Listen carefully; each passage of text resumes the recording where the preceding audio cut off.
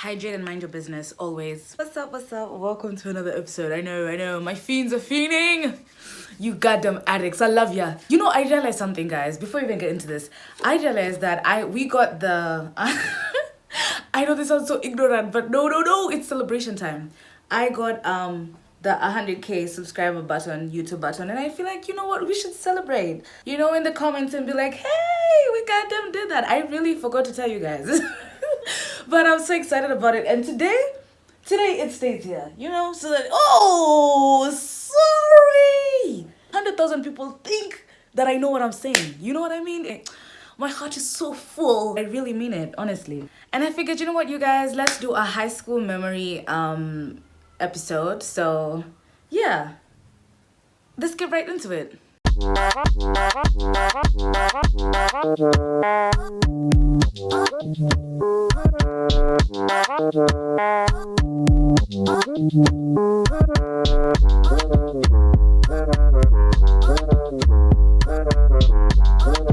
Okay, so I finished Form 4 in 2018, if I'm not wrong. Yeah, 2018. Yeah, I did it myself, actually. Those were like 4 years of my life that I actually was very much fighting for my life. And I was at war every day. I cannot remember a single day in high school I had genuine smiles of joy. Okay, so I went to Kenya High. But cut the thoughts, whatever you think, unlearn that. So yeah, that was kind of my experience. I basically did not transfer to any other school. Like, I finished the 4 years there, even though my mother promised me that I'd transfer so many times, and I ended up telling everyone at school that I was transferring only to finish with them. That was not embarrassing at all, you know. I'm really okay. It's really not disturbed me until today. Let me tell you guys 5 memorable things in my high school life, and this is also a toolkit that if you are in high school, or if you're in high school, I'm really sad for you, especially if you're in a Kenyan system. I don't know what to tell you other than survive. Just survive. We need you. If you can go through a Kenyan system in high school, you are ready for war. You are into a jeshi. In fact, you're already prepared to run a country. Anybody could be president at this point. I did go to a public school, which explains why the pain was deeper than, you know, Wagwan. Some of them will be questions of the trauma I went through. But without further ado, let's talk about it. Number 1 has got to be food. If you have attended a Kenyan high school, you have really eaten questionable things. Like, there's so much questions I have to your diet and your gut, because there must be a lot of living organisms, I must say. I have no idea why we were that hungry in high school, because things like avocados, tomatoes, dania, like ground organic food was such a luxury. To get an avocado, babe. Oh, top star. Who is she? We can't see her. She can't see. You're in deep state, actually. And that was not making sense to me. Like, have organic foods being a complete luxury. You have bread being a commodity. Bruh, like, bread was definitely at the peak of its economic system in terms of my high school. Like, people were in there trading their life for a loaf of bread. I mean, betraying people left, right, center. You could ditch your best friend of 3 years for a loaf of bread. Anything for a couple of bites of yeast. I don't believe this, really. When I was in high school, I stole food. And if any teacher is watching this story right now, because, you know, I don't know if you'll ever come across this video, I want you to know that I robbed you guys. I robbed you guys every day. When I woke up, I thought about theft. And when I slept, I thought about theft. I was stealing teachers' food, because there's no way I'm here. You know, I'm here. I don't even know if it's by my choice. You know what I mean? And then you're eating nice and it's just passing in front of me. No. Give me some of that. I'm gonna have some of that. I'm gonna have some of your food. So, but it was good. So I got no regrets. I can remember countless times I fell out with people because of food. Like, straight up, like, why was it so deep? I don't know. Now, in my school at the time, you weren't allowed to have food after visiting day. Imagine that. You're basically supposed to eat as much as you can. And like, they expected you to just binge eat with your parent, and then you go back full, and that's your visiting day. But I said, So I was there, like Neo in the Matrix, swifting how I always kept food from visiting days. Like, I found ways to keep food. I'm telling you, I was digging holes. I was making partnerships with the gardeners. I had top security. I had men on the move when it came to keeping my food, okay? My mom used to be like, I don't want to, cook so much or bring so much food because either way you're just supposed to eat it. I told her, excuse me. Those are the rules of the school, not the rules I've told you about. Can you be fearless? Every time at night, the food was delivered to my dorm. It was either by me or whoever I had paid. But that food was in my dorm. Thank you. I was in that I don't even know how to explain to you how strict our school was. And for these things to happen, I was running my ass. So I used to sell coffee at the back of my class. And do you know how it's literally not only illegal to eat in class, bruh. It's illegal to even have coffee because they don't offer it. But I had the facilities. Praise God. I used to have a thermos, so I make the coffee in the thermos, shake it hot in the morning. People pass you their cups and their 10 bob, and a glass was 10 bob. And let me tell you, I was booming in business. Oh, I was making my ends meet, baby. My desk mate at that time, she was those, quiet little girls, and she's like, how are you really passing these things? Because our security was tight. Like, those guys had dogs and stuff. Like, they weren't joking about their security. Those guys were on the job. Even sneaking with anything was just, you had to just be the guy, I'm not saying much. But yeah, that happened. That was another business venture that I did really truly enjoy until I got caught because the ops were mad that I was making bank, so really said but I started eventually another business of overbuying things from the from the shop, like crisps, popcorns. Like I would go there it used to open at 5:30. I'd be there by 5:29, 5 on the dot, babes. I was ready and set to go with a big ass bag. And every time I would buy like 25 popcorns, 20 crisps, 20, imagine they didn't let us drink soda. Yeah, think about that. And they used to sell it in the shop. So I was like, might as well just remove it from the display. This school is very, very, very, very, very much unnecessary rules. But anyway, 20 yogurts, and then literally sit outside the shop and resell. But this time, there's nothing in the shop because I've bought everything, okay? There's nothing in the shop. So who you gonna buy from? The guy. So that was another business adventure that also came short because the apps were moving and shutting down my business, but we moved. The kind of things that I was literally ingesting, what was that? We used to have farms on our way to the I don't know if it's a clinic, sanatorium. It was called a sanatorium. There used to be like farms on the way. I would pick up like, guavas or onions and just like chop them into my foods. So casually, I really don't know what's going on. And just chop them into my food. And remember, no foreign food is allowed in a DH. Another rule that didn't make sense. Every time I look back, I realize how unnecessary those rules were. Matrons and teachers used to like do patrol. So you couldn't you couldn't be seen with foreign food. But I made it work. I really made it work. I cannot remember a day I was not hungry. I don't remember a day I denied food. I can't, not a single day, none. And funny enough, I never really got any kind of stomach problems. That's God protecting me because of the things I ate. I really don't know. Mind you, this was a girls' school. I went to a full girls' school. No boy even like this. They said, make it work. We were hungry. We were hungry, bruh. If I had to get a meal, but a Form 1 wasn't able to acquire that, that is none of my business. That I don't know about that. That's you. Let me tell you guys about the punishments.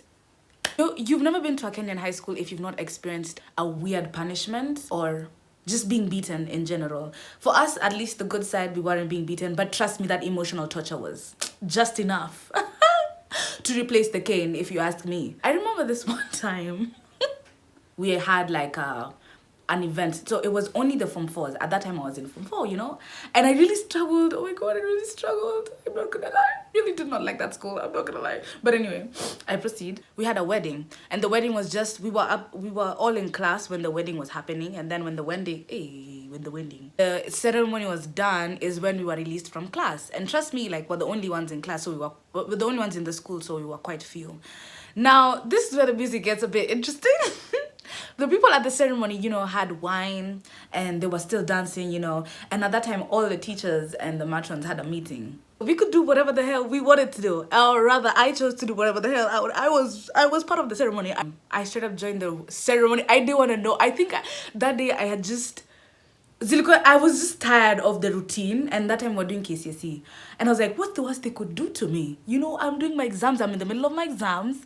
If I'm caught in this situation, it's just a matter of finish exams and leave us alone, you know. But I was absolutely wrong. I started, you know, walking towards the ceremony, dancing, you know, oh, sipping on people's wine. That was my first time to drink alcohol. It was so exciting and exhilarating. I was feeling wild.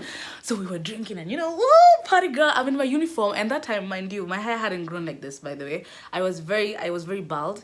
I had cut my hair. So I'm in an afro, you know, looking all 0 in a uniform. It was giving 0 out of 10, but you know, and you know, the liquor start kicking in, so everybody starts joining me. Like I had so we were giving each other those eyes of, if we are caught, you better not say my name because I don't know who you are. But anyway, you know, so me and this one of these groomsmen, I think called groomsmen, I hope so. So we start catching up, you know, we're really vibing and everything. He's like, you know what, let's go to my car. I have more friends over there, you know. They're chilling in the car. I don't know what I was thinking, but the answer was not no. So I was like, yeah, let's go, let's have a good time. So I go to the back of the houses, I enter a car. I'm in my, guys, I need you to understand, I'm in my uniform. I'm surrounded by guys, you know, in their home clothes. Everyone's just, you know, from home. I'm from school and we are in school and I'm not supposed to be here. And they were smoking shisha in the car. So they're just smoking shisha. I'm just taking, my sweater is just taking in that shisha. You know, I'm just enjoying, I'm just enjoying the vibes. They start talking, you know, we're laughing. I forgot I was even a student. At this point, I was part of the gang. We even exchanged numbers. I mean, I was even giving out my Insta at that time, you know. I had a little bit of, I was popping a little bit. Good, I'm like, yeah. You can take my socials. Yeah. I'm that girl. It gets dark. Like, let's say around 7:30, I'm beginning, the liquor in me is also giving me anxiety because I'm beginning to realize that, damn, I need to control this drink. First of all, this is my first time drinking. Second of all, I'm really in the car and it's beginning to get silent. Where are the rest of the students? I stopped seeing students pass. I'm like, got curious and anxious at the same time. And I said, I have to check over my surroundings. I need to confirm whether things are right. Yo. I tell them bye and they're like, yeah, they're also deciding to leave. So I leave the car and I just start, you know, walking back to my house. The door is locked. The door of the house is locked. I can't get into the house. There's no one outside. There's not even a peek of a person outside. I began to panic, babes. I was just like, oh God, I'm done. They've caught me and this liquor in my system, it's done. I'm going, oh my. Like, I knew I was in frying hot sauce pan. I could not even describe how scared I was. Knocking on the door. So one of the Form 4 comes to the window. She's like, Tibet, hide. I was like, oh my God, what do you mean hide? What do you mean hide? What are you telling me to do right now? I felt like I was in Narcos and I had a kilo and, you know, there was some policemen outside. That's exactly how I felt, babes. Like that was why my heart was pounding. You need to hide. They're writing down names of everyone who's outside. They've already locked the door. They're taking count of the people inside. I'm just like, Yenny, what? I'm just in the furnace. I'm in the hot fire. I'm not inside. I'm outside. Both places, numeric is being, it's like, their dogs. Dogs have been released. I said, dogs! I'm fighting for my life. No, you have to open for me something. She's like, I can't open. You have to think. And this is where my faith was tested. I had to think on my toes. I have an idea. I began to hear teachers, matrons shouting, Wewe, I'm telling you the trauma. Oh, I'm just saying, Wewe, kuja nini, piga magoti. I'm just saying, I'm in the hell. I'm in the furnace. I really had to think calmly. So I started using the route. So I leave the house and I ran behind the houses. I ran. And I had to run, stop, creep, because there's between one house and another house, there's like space. So if I've seen pass, it's just, Wewe, kuja. Anxiety. And as soon as you pick up a goatee right now, no, I've just been chilling with the cool guys. Imagine pick up a goatee, no. I get to the road where it connects the sanatorium, basically the clinic and houses. So I start walking slowly, holding my stomach. And then one of the watchmen came and said, excuse me, young girl, come. I just said, yes. Oh my God, wait. I'm trying to say the story so well. So I'm holding my stomach. I'm looking so sickling. I'm just like, yes, I am bad. oh, where are you from? What's your name? I told him, pardon? Whole time I'm just panicking inside. I'm just like, this nigga, I just hope you're stupid and believe me. I'm just from the clinic, like I'm not feeling so well. Anyway, and then me pay out a receipt, bruh. I removed where they had written for me their numbers. I did us remove a paper. If he asked for it, I was more and less dead. I just show him the paper. I'm like, this is even my slip. Nimetoka kwa clinic. He's like, aya, twende nikuingize kwa house. And I'm like, thank you. That's how I escaped. But the following day, they kind of said I was there, and someone snitched on me, and I ended up getting. So after all this beautiful escape and getting to the house and getting my name on the list, some shorty just said I was part of the group. So we got a punishment, and we basically had to wash the dining hall. The dining hall is so nasty. I would love it. Everything. If you've watched a dining hall, all I can tell you is you've been through it and you have seen it all. There's not a single speck of jam that isn't in the dining hall. And I don't even know why, because we used to use a dining hall for everything. So just imagine how much jams and how much that was there. It was a lot. It was a lot to take in. Everything is slimy. The tables are slimy. It was just like, oh my God, why would you do this? That ass. And then the teacher was like, you know what? Maybe that wasn't enough. I didn't traumatize you enough. I'll also like you to cut grass with a razor blade. I don't even know how many meters that thing was. And I had to like cut it with a razor blade. So you can imagine the labor. We had a punishment for washing pigs. Like, and if you know pigs, you know those guys are nasty. You know those guys are real. There's a reason the Islamic guys don't be eating. They're nasty. Smells in there. Second of all, you have to go in your sport shoes. And our sport shoes was white, honey. And you're going into a mud-filled home of the pig. And you have to wash it. And after washing the pigs, they go right back into the mud. Like, they just be like, thanks for all the effort, babes, but I'm gonna just roll in that moly-poly. They're not allowed to be dirty, so yeah, it's basically labor. There's another one for carrying logs. Oh my God, they used to make us carry logs. Like whole timbermen, we just had to carry logs from one point to another. It was so unreasonable. The blisters that came from that, I even cut my tie from that because I was dragging it with my tie. That's how big the log was. Another punishment that was just out of this world was frog jumps. Oh my God. Imagine if you know what a frog jump can do to your quads, basically your legs, and doing it for like a kilometer, babe. Up downstairs. I'm talking about frog jumps on a hill. I'm talking about frog jumps up a hill. I'm talking about frog jumps on concrete. I'm talking about frog jumps everywhere. We did those frog jumps and we got legs for days. Oh. And they didn't want to know, because the following day, it was movement by running. So if you did frog jumps the day before, you have to run today. They don't want to know about no healing process. No. You better run. We were training for the Olympics or something. I don't know, really. Which brings me to the strict rules that made no sense. We had like preps at 5 a.m. So I'm wondering, in my mind, what is a 16-year-old doing at 5 a.m. on a desk? Makes no sense to me. I don't even know what I'm in Form 1. I'm probably gonna read the dictionary and encyclopedia. I have no content whatsoever. And what's funny is during those 5 a.m. preps, we'll have grown adults, teachers, tiptoeing at 5 a.m. Like, what could you possibly be doing? Tiptoeing just to see whether you could be sleeping. And I used to wonder, is your husband not at home? Is there something going on at home that you must be here at 5 a.m. to peep?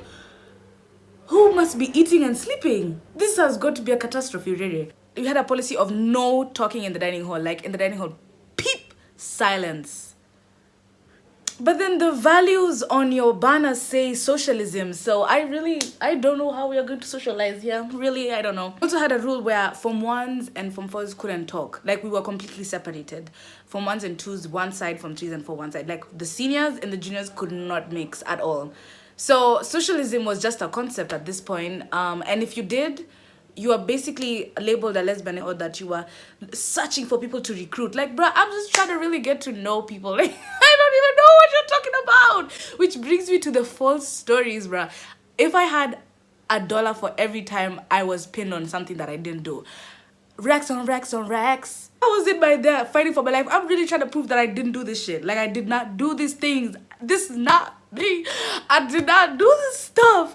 But no, just because you might look the part, or because you talk to a Form 1, you could be a suspicious spy who's recruiting. I'm like, bruh, cults. I'm just like, I'm really just trying to live it. I believed everything I had in high school, bruh. Like, I believe there's this girl who was from the underwater.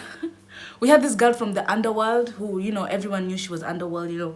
Apparently she was mysterious and quiet, and like people around her used to say at night that she used to float. I'm just like, oh my God, I really used to buy those stories. This is the end of my video. Thank you so much for watching this. Please make sure you tell me about your experiences in high school and whether you can relate. Leave them down in the comments. I will be liking and going through them. I love you guys and see you in the next video. Bye!